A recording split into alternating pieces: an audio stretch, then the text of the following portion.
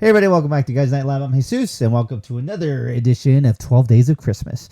Today we're going to be talking about a movie that just came out this year, and it's a movie that I just watched over the weekend, and that movie is called Silent Night, Deadly Night.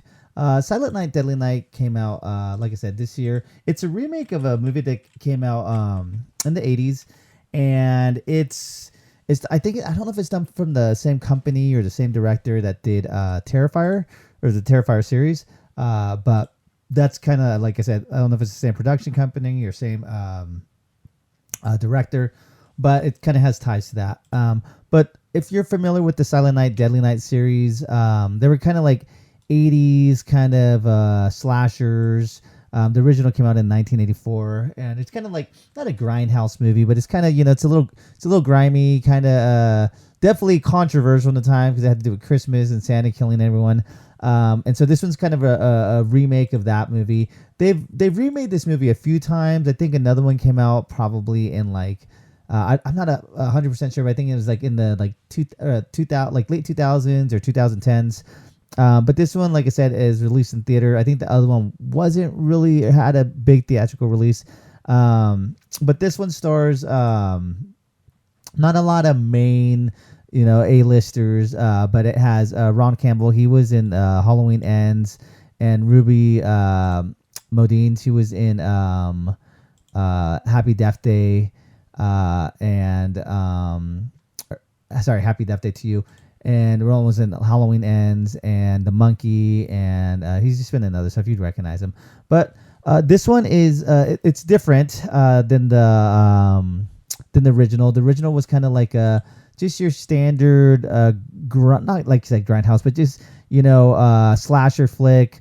So this one is definitely gorier. Now I was a little worried because I'm not like a big I'm fine with gore, like I don't mind it, but like the Terrifier, like just over the top gore is just too much for me. And so I was like, oh man, are they gonna be like kind of just going for that like the Terrifier 3 kind of thing, Christmas, just over the top? And it wasn't. There was definitely gory parts and gory things that happen, but it wasn't like that. Like I said, if you could handle just standard gore, whatever, like Eli Roth's Thanksgiving, it's no more gorier than that.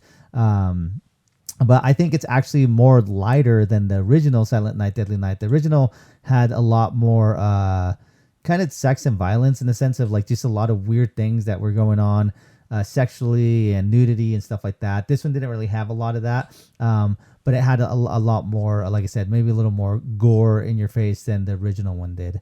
But okay, so here's the thing.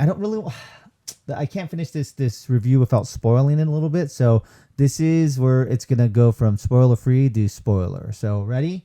3, 2, 1. Here we go.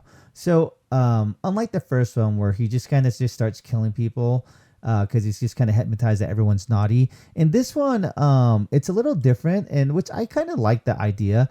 The character Billy Chapman, it's kind of like more like a Dexter type killer. So he kind of has a voice in his head that's Charlie, and he was like the original Santa that kills like the parents or whatever.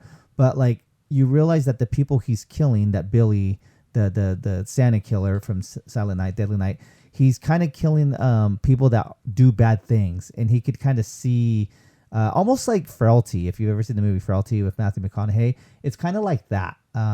It has this idea of that like.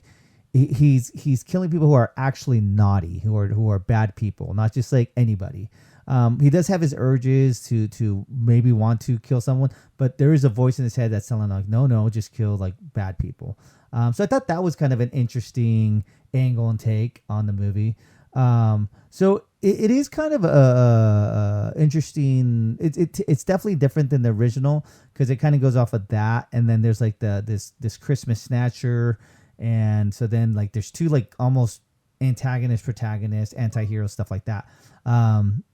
But overall it was a good movie. Like I said, if you could handle, gore and horror movie and blood and guts and stuff like that, then you'll be fine.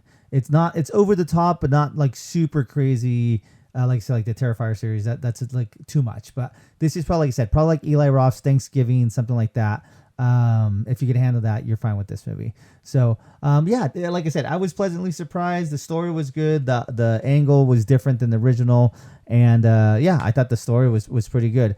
Definitely a little more not B-rated budget, like it was a theatrical release, but you could tell that they had limited time and money for like a big production. But still, overall, acting was fine, and the storyline was good. I liked it. So yeah.